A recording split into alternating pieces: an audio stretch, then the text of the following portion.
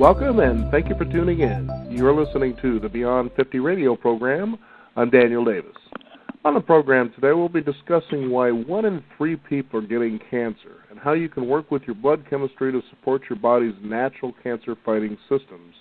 On the program today, we're rejoined with Dr. Sandra Bavakwa. She has a PhD in molecular and cellular biology, has also worked as a research scientist at both the university and government levels. Has also lectured as a scientist throughout the Americas, Canada, Europe, and Japan for medical professionals, and has delivered numerous health-related lectures and teleconferences to the public since 1986. Dr. Sandra Bavakwa, thank you for joining us here on the Beyond 50 radio program.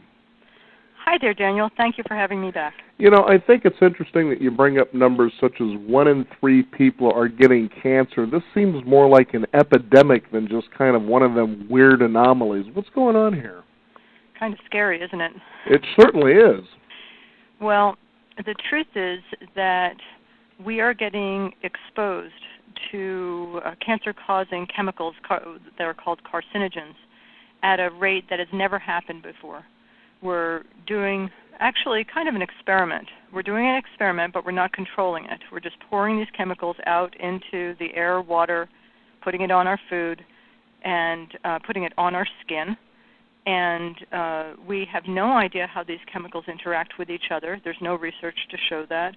And we're suffering the results.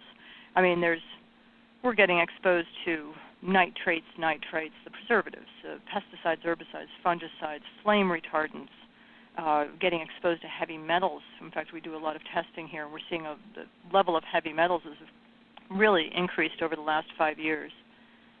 And some of us are still smoking cigarettes.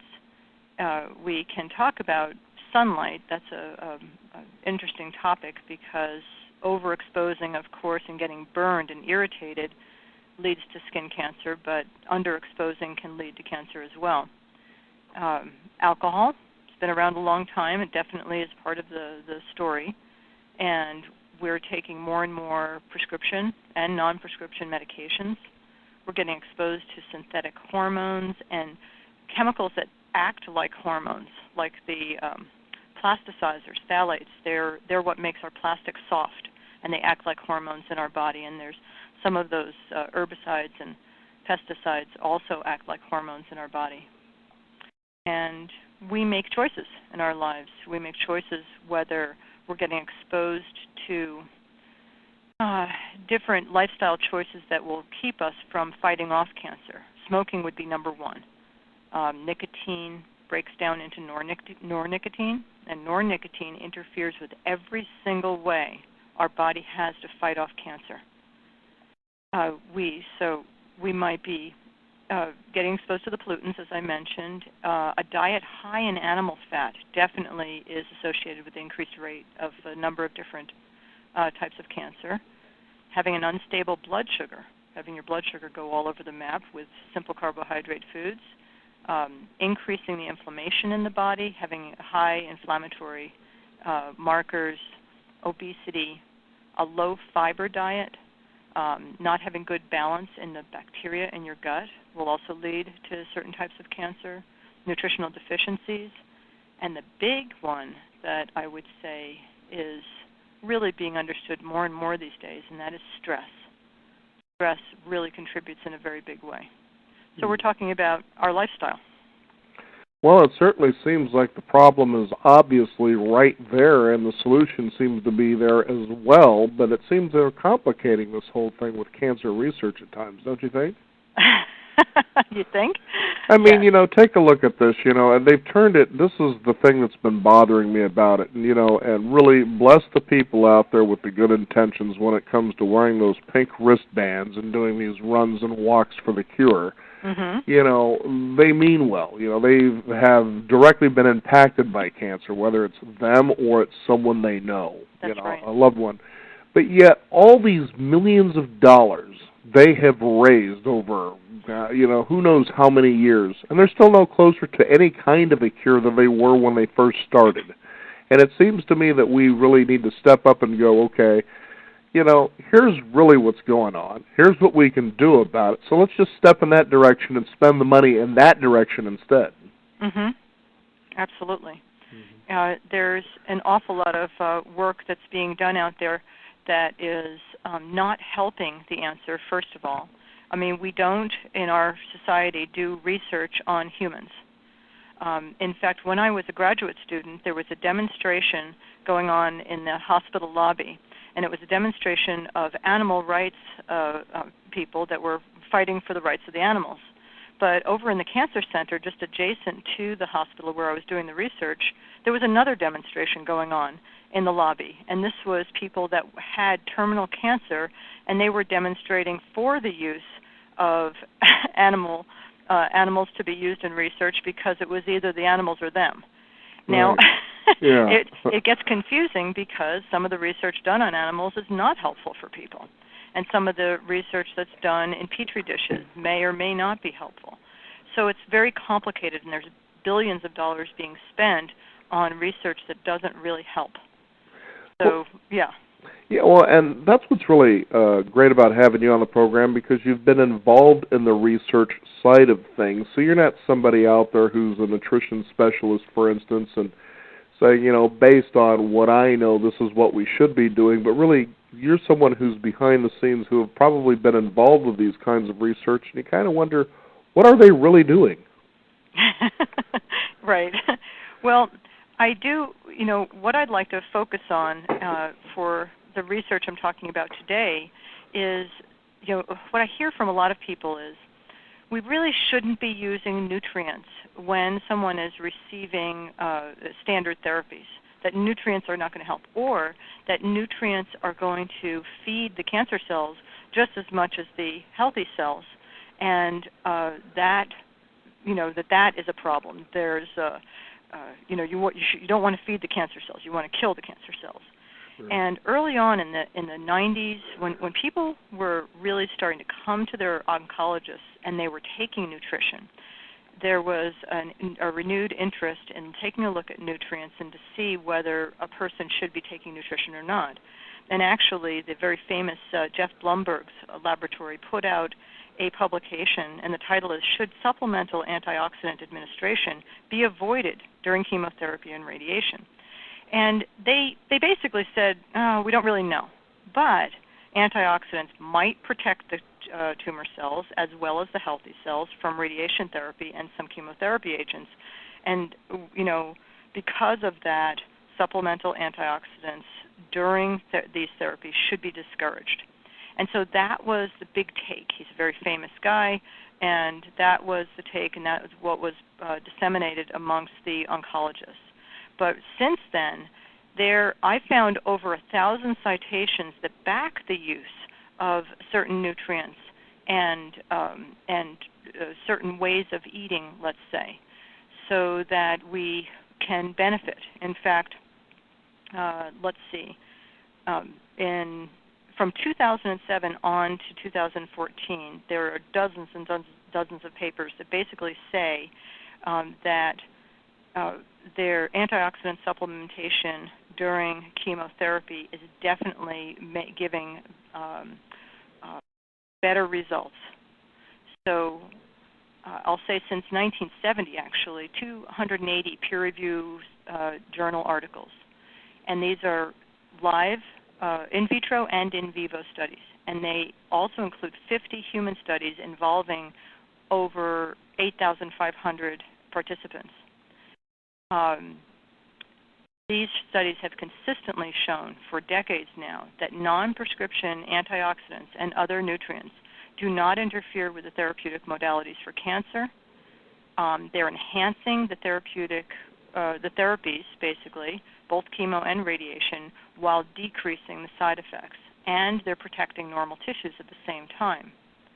And I found 15 human studies with 3,700 participants who took antioxidants and other nutrients and had increased survival rates and less symptoms. So the evidence for helping a person in this way is very, very strong. And the problem I'm finding is that a lot of the healthcare professionals, the oncologists that are giving these therapies, are not privy to these studies, and that's why I've been lecturing nationally on this topic and speaking in medical professional facilities around the country. Now, what has that been like? What is the reception of something like that? Because it always seems when someone comes along to say, well, look, we really have this peer-reviewed research here. It seems to be very successful as far as its results. Why aren't we doing more of this? Instead of going back and continuing to use chemotherapy, radiation, surgery, whatever else they decide to do. I'll tell you a story. I was giving a lecture. It was actually being simultaneously webcast to 3 other healthcare or facilities, 3 other hospitals. But I was in Salt Lake City, in a hospital there, speaking to medical professionals, a room full of doctors. And I'm 10 minutes into my lecture, and I'm getting ridiculed, aggressive questioning. It was getting kind of ugly, okay? And the gentleman that had asked me to come and speak, who was an older physician, I'd say he was deep in his 70s, still practicing, very distinguished, and he got up, and he took his cane and he rapped it on the seat in front of him and woke everyone up, and he said, listen up. He said, when I was in school, I got to learn some of this, and you all missed out on it. So I'd like you to settle down and listen to what the young lady has to say. Right. Well, I was so excited about being called a young lady. Not to mention a guy with a cane ready to rap anybody upside the head who decides to be a jackass, right? Right. Well, you know what, though? That group that I spoke to are now my most active physicians in sending clients and getting blood chemistry analyzed and making sure that these people have what they need and not anything else. And I absolutely love that group now, but he made it happen. And I asked him if he would tour with me. Yeah, there you go. Nothing like a host and a bodyguard all in one shot. Yeah, because sometimes it can, in the most conservative facilities, it can get a little bit funky. But someone has asked me in, and it's usually someone, either a younger administrator or an older physician who know better. They've had personal experience or they've had education sometime in their life, and they know a little bit about this. And they also know that looking at it from the, understand I'm a PhD in molecular and cellular biology, so my background really is that biochemical, that cellular biology piece. So we're talking about real science here, and it's not woo-woo. Right. It's a real thing. I know a lot of times people, especially this day and age with the internet, they think that everything they read on the internet happens to be true, and it's mind-blowing at times. But the fact is we bring people like you here on the program who really have a scientific approach. There's a methodology to what they know and what they discover and how they go about their research. Mm-hmm. And it was really fascinating. We had someone who was a scientist on the program actually a couple of different times, and he was saying that really based on the results, the way we go about reversing cancer in America, generally you have a 1% chance of survival. And I thought, okay, well, just thinking if that's true, I don't know that I would want to take my odds to Vegas like that. 1% doesn't sound encouraging, but what are your thoughts on something like that? I can tell you I have a lot of experience in looking at different types of cancer with different types of therapies, and I'm going to tell you that the chances for each and every individual really is different. It depends on the type, not just the diagnosis, like breast cancer versus colon versus bladder cancer, such like this, but also the body type the person has, their genetics, their predisposition, and the type of tumor it is. I mean, I've seen breast cancers that are so slow growing that if nothing is done, the person is going to pass from something anyway, something else anyway. Cancer is not the thing that's going to take them. Mm-hmm. Same thing for some of the prostate cancers. Some of them are so slow growing, they're just not an issue. Mm-hmm. I mean, ignore it. It's not going to be a problem until you're 150. Right. That's probably not going to happen. So in some cases, it really is not necessary. And I see people being treated where it's ridiculous. They shouldn't be treated. They're dying from the treatment and not the cancer. Mm-hmm. On the other hand, I've seen amazingly aggressive growth tumors and only slightly genetically different from one that's slower growing. but it can be an amazing difference. And it depends on all those markers that they check, and that pathology report is amazing for me because that tells me what kind of a program a person needs to go, whether they need to go aggressive or you know, they can relax a little bit. Mm-hmm. And it helps to know exactly what animal you're working with. You know, think of the cancer as different kinds of dogs. I mean, you've got your lap dog, little poodle that is not going to do anybody any harm, and you've got a pit bull. And tumors come in many different varieties. Mm-hmm. So I wouldn't give a 1% for every single person. I'd say that some people, although there's another piece. I had a client years ago. She had a type of lymphoma that nobody dies of. Everybody gets well. It doesn't matter whether you do a natural approach or a very standard approach. No matter what you do, it goes away. But she was so stressed over the big C that she died. Oh, wow. She died of stress. She did not die of cancer. Mm-hmm. And so that, you know, there's that was the 1% not survival, and that was her. Right. And it was because she just lost it. She Right. could not find herself. So what I'm not going to knock chemotherapy and radiation 100% because I've seen them work, but I know how to make them work better. Right. And I think that's the most important approach to all this. It's more about the solution. You know, what is giving us the best result that we could possibly glean from, you know, making a decision. Mm-hmm. And, you know, it's interesting because out there the conversation tends to be, well, you're on that side of the net, I'm on this side of the net, you know, and whoever's got the ball is the one who's got the conversation going. And it's like, come on, guys, let's work together. Yeah, and in some cases, I've seen people attend to their cancer with a totally natural approach, have an amazing regression, and do great with that, if it's appropriate for that type of cancer. And I've seen people take the combination approach and do great. I've seen people do just straight up radiation and chemotherapy, just giving themselves a modicum of support with lifestyle choices, and they can do great too. Mm-hmm. So, but I think that each person, here's the trick. It really comes down, from my point of view, to blood chemistry balancing. Mm-hmm. We are all very different, and you can really see it by doing tissue sample, and the easiest way to do a tissue sample is a blood chemistry analysis. We're not looking at genetics, we're looking at a balance of chemistry in the body. How can we support, I come from it this point of view, how can I best support someone by balancing their body's biochemistry, giving them everything that they need to fight off that cancer? Each individual, okay, so how do you fight off cancer? How does the body fight it off, all by itself? You've got three basic ways, and I've spent a lot of time going to facilities that have varying different approaches to fighting off cancer, and there's some really great facilities out there. Naturally, what the body can do is, first of all, we have an immune system. And you wouldn't believe how many people are walking around with an immune system, but they don't have the nutrients that immune system needs to live off of. The immune system runs off of, number one, protein, and quite a few different minerals and nutrients. And that's what if those are not available, the immune system doesn't work well. So that's pretty basic. Feed the immune system what it needs to function properly, right?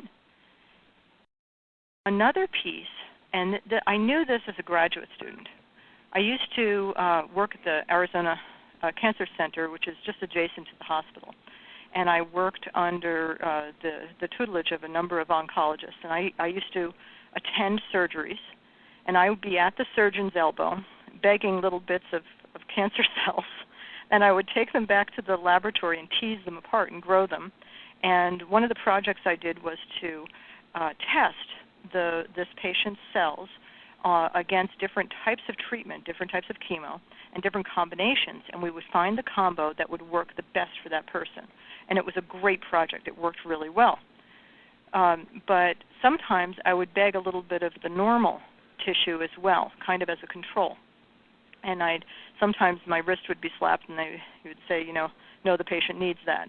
But Oh. if I was lucky, I could get a little bit of normal tissue and cancer tissue. Now I've got a good control for good research. And I found when I went back to the lab that growing those cells, the normal cells and the cancer cells required entirely different conditions. The cancer cells liked an environment that was low in oxygen. They liked the medium that I grew them in. They grew best when it was dirty. They wanted an acid environment. And the normal cells, they wanted lots of oxygen. They wanted clean medium constantly. They wanted a normal pH. We call that these days alkalizing. But it's really just not being too acid. Mm-hmm. It's normal pH or slightly higher than that.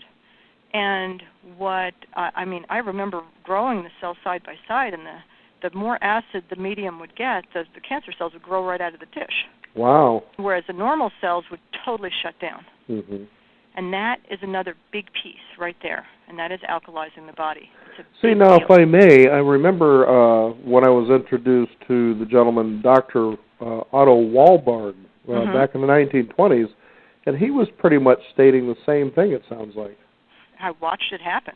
I know for certain. And see, this is beautiful because, listen, on the Internet, we posted an interview about a cure for cancer, and it's a guy who's a scientific researcher on cancer, and a lot of people maybe think he's nuts and a quack, and then other people say, well, you know, what this guy has to say makes sense, okay? Mm-hmm. But the funny thing is, on YouTube, is that people get to comment, on these things, and I'm just amazed at some of the things that I'm seeing people actually post, and the conversation that's happening out there, especially when it comes to cancer. And Dr. Otto Warburg is one of those, either you're going to believe what he says or you're going to think that he's nuts, but this was back in the 1920s. Nice. And what you're saying is pretty much, in a way, you're suggesting from experience, direct, laboratory experience.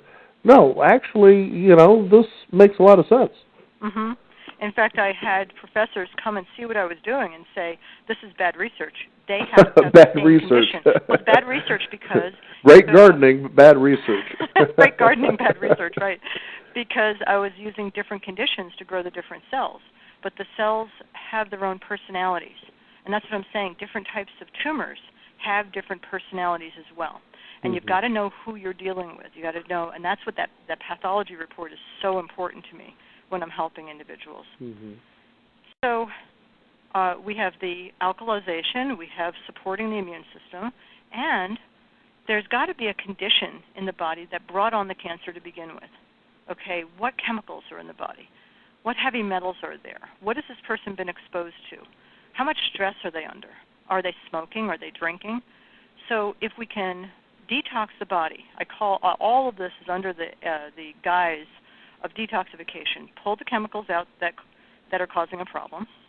We can test for them or not. You just do general types of things. Pull away the things that may be causing a problem. And this can make a huge difference. I can tell you that I can think of at least maybe 11 or 12 clients right now that are on their third, fourth, or fifth type of cancer in their life. Wow. Sometimes I have one lady that had breast cancer 15 years ago, totally cleared it up, and I'm now working with her again. She got breast cancer again. Now, did she get breast cancer again because it recurred? Probably not. It's not the same breast cancer. It's a different one. I can tell you for certain because it's acting entirely different than the last one. And she's doing well. Mm-hmm. But she never detoxed. She chose not to. And everyone has choices, but she had the education, and now she's choosing to detox. I've got one young man, actually, surprisingly. He's only in his 40s, and he is on his fifth kind of cancer. Wow. 5, and different types of cancer. So the conditions that are causing the cancer to occur have never been cleaned up. Okay? So that's what we do. We detox. So there's the 3 things. And any great program that's out there that's a natural program is going to look at those 3 things. Alkalizing, boosting the immune system so the body can recognize and kill the cancer cells. We have the ability to do that. And detoxing. Mm-hmm. And our body has dozens of detoxification mechanisms. I like to think of them as like little machines. And they look at a chemical. Let's say you've been exposed to a brand new chemical. Somebody released something, and it comes in, you breathe it in. And the body goes, what's that? Don't know what that is, but it kind of looks like that I've seen before. Let's go ahead and try this little machine over here. And if that doesn't work, we'll send it through that one over there. So these biochemical machines that are in our cells will take a chemical and go put it through a process where it tries to break it down or metabolize it. And our body is really smart in doing this. We're amazingly adept. If we weren't, we would have dropped like flies years ago. Mm-hmm. Right? So we're really good at detoxing. And the body has these little machines, and the machines run just like our car runs on gasoline and oil. All of these biochemical machines require nutrients to be able to do their work. If you've got a chemical in your body and the machine that you need to have that detox does not have the nutrients it needs, it doesn't work, and you get to build up that chemical. You don't get to get rid of it. And it sits probably in your fat cells, and it never gets to be processed through. And it turns out that the pH that our body maintains affects whether we're able to detox as well. So if you're not at a normal enough pH, your liver and kidneys and pancreas and skin and lungs will not do the detoxification that they're capable of. Mm. So pH is, they're all kind of relying on each other. Mm. pH also affects our immune system as well. So it's complicated, but it's not. Right. If you get a certain set of conditions going on biochemically in the body, it's amazing how fast people can get well. Mm-hmm. Yeah, fascinating subject always, but it's always fascinating, too, to realize that what seems to be complicated at first really isn't as complicated as we're led to believe. No, not really. How can is there a website people can reach you and find out more about your work and how they can pursue this conversation on their own? Yeah, you can always come to Wish for Life. It's WISH, the number 4, life, LIFE.com, and you can reach the office that way. Like a phone number? Sure. The number is 520-743-0575.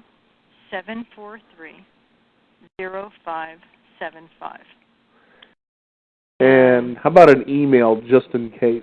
Okay. We want to be sure people can reach you because whenever you're on the program, you always, give our listeners some real eye-openers. So. Yeah, and I'm very happy to speak with people, to make contact, even if it's just to answer some of their questions. Sometimes people have some basic questions. I can give them information. That would be very helpful. In fact, I've got a list of citations that goes a mile long for healthcare providers.